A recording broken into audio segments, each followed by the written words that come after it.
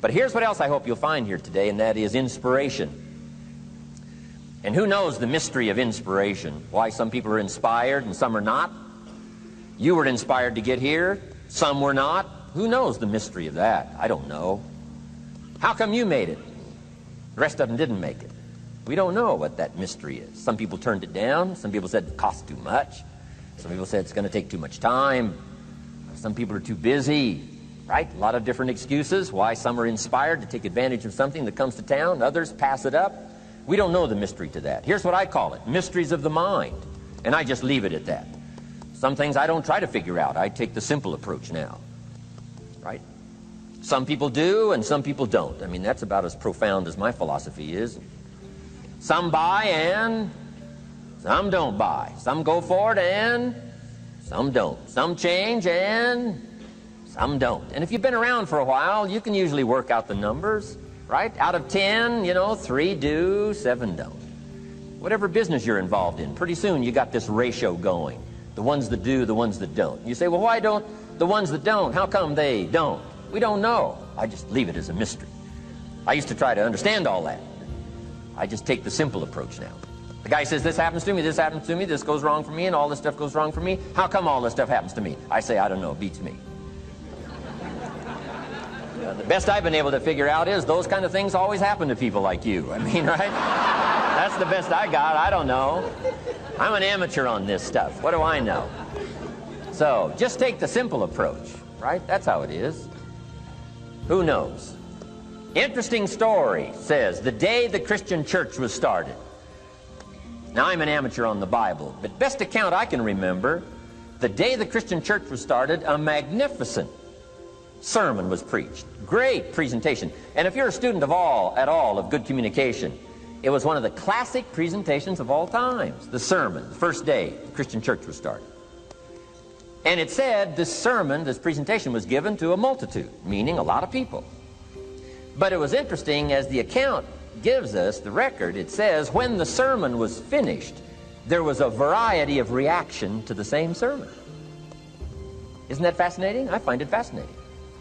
It said some that heard this presentation were perplexed. And I read the presentation, sounded pretty straightforward to me. Said, why would somebody be perplexed with a good, sincere, straightforward presentation? Best answer I've got. They are the perplexed. I mean, what other explanation is there? It doesn't matter who's preaching.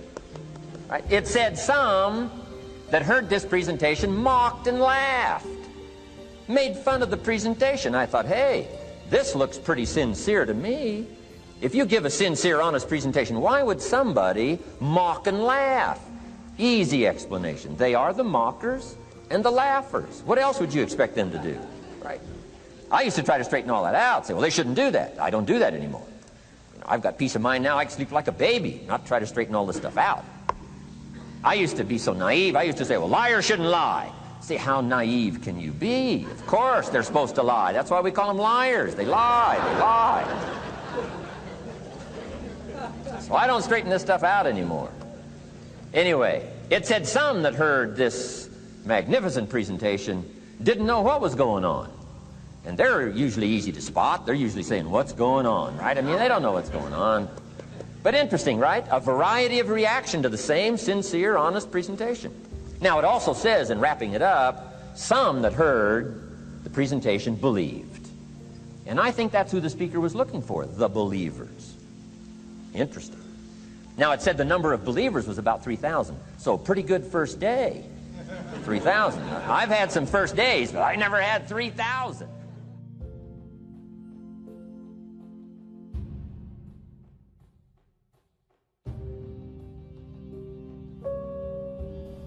Over caution. Some people never will have much. They're too cautious.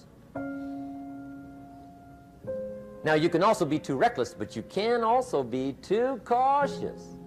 This is called the timid approach to life. And my caution was always the risk. Risk used to drive me right up the wall. I used to say, what if this happens?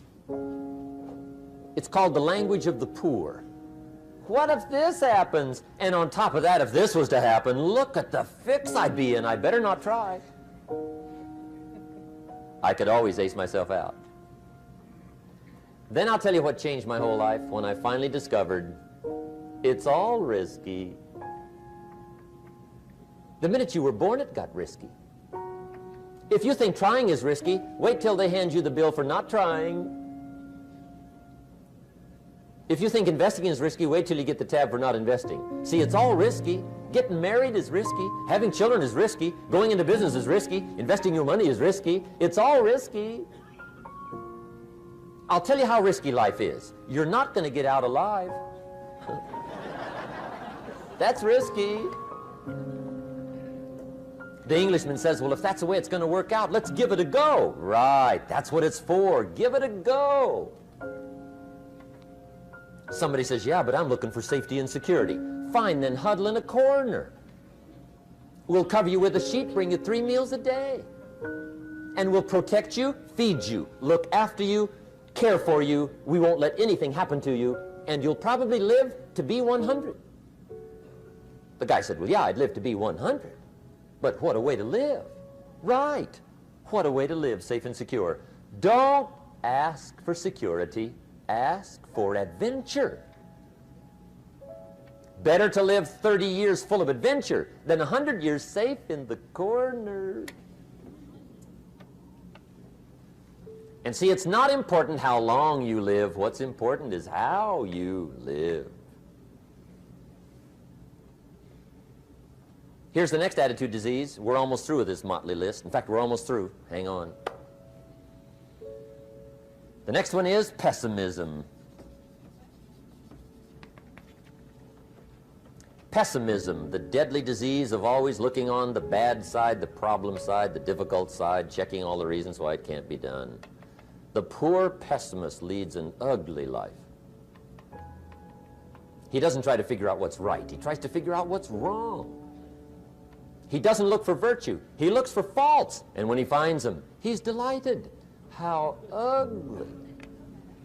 This is the poor guy who looks through the window, doesn't see the sunset. He sees the specks on the window.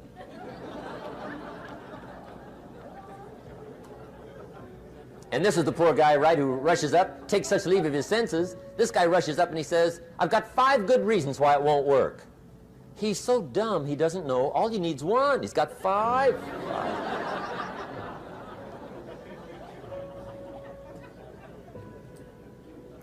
To the pessimist, the glass is always half empty. To the optimist, the glass is half full. Why would the same measure affect people 2 different ways? Answer, it all depends on how you look at it.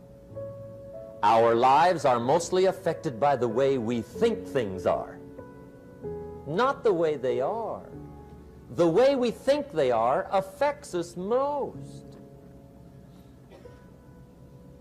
There's a subject we don't have time to get into tonight called better thinking habits. One of the major things Shove taught me when I met him, he said, poor thinking habits keeps most people poor. Not poor working habits. Most people work hard, but they don't think hard. And Shove taught me that the mind is like a factory, a mental factory. And whatever you think about all day long pours ingredients into this mental factory. And that's what builds the economic, social, financial fabric of your life.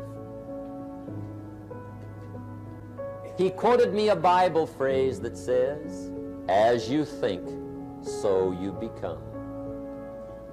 How awesome. When he talked about poor thinking habits, he had me. I used to start the day reading the morning newspaper. I mean, you can believe that or not.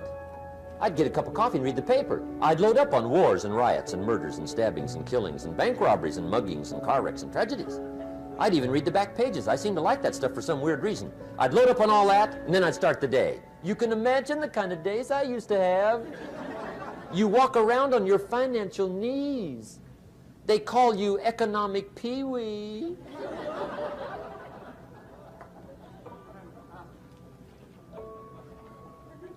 The guy says, I want to be a great leader. Wonderful. The first thing we do is follow him to his house. When we get there, we walk in and check his library, number one. Somebody says, well, why check his library? The reason is because what a man reads pours massive ingredients into his mental factory, and the fabric of his life is built from those ingredients. You would not believe what some people have got in their house to read. You would not believe. One of the best dressed up words I know for a lot of it is trash.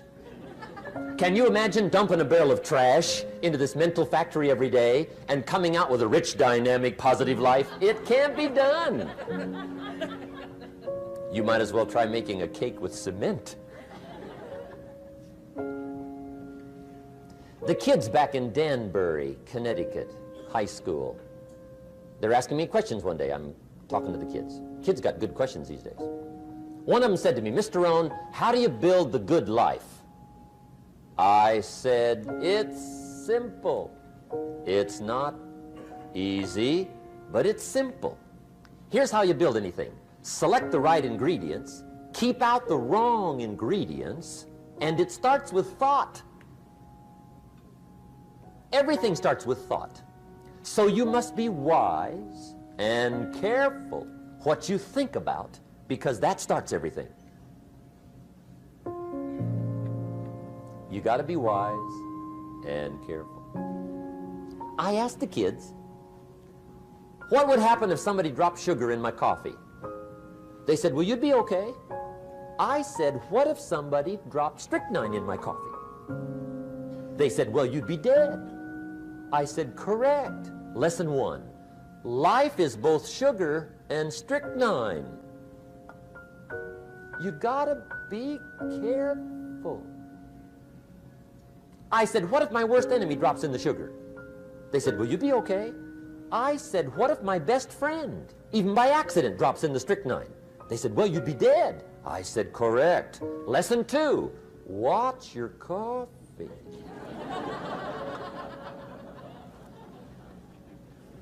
You got to be careful. See, it doesn't matter who hands you the bad stuff. It doesn't matter where you get the bad stuff. It'll still do its damage on your bank account, wherever you get it. Mr. Schoaf gave me one of the greatest phrases when I first met him when he said, Jim, every day stand guard at the door of your mind. How important. Stand guard at the door of your mind. And you decide what goes into your mental factory. Don't let anybody just dump anything they want to in your mental factory, because you've got to live with the results. Okay, here's the last disease, and we're through with this list. In fact, we're almost through. Hang on. The last subject is very brief. The last disease, but this one is deadly. Engage in this one, indulge in it even slightly, and you might as well forget the future, because it's going to forget you. Complaining,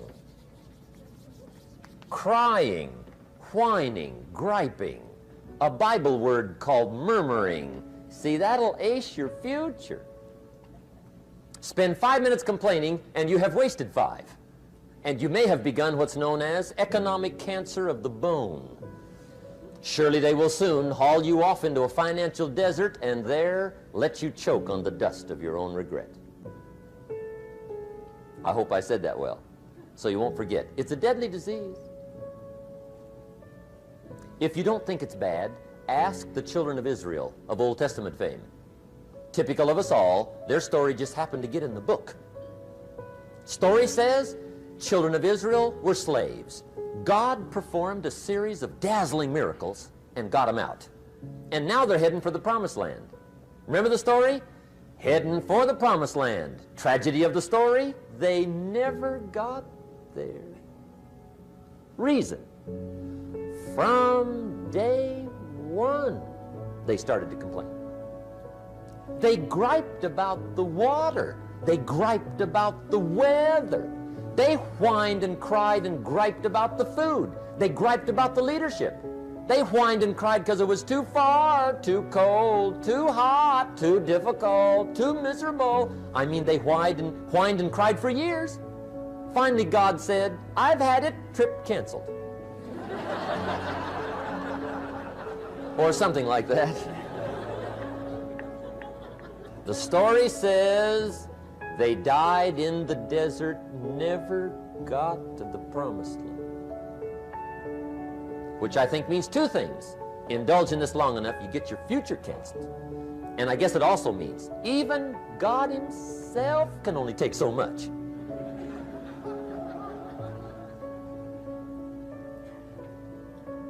Okay. Just be on the lookout of the things that can destroy all the good you start. The war is on. And this evening, tomorrow, mentally, personally, socially, economically, you got to make sure you're winning the war. And this is part of it.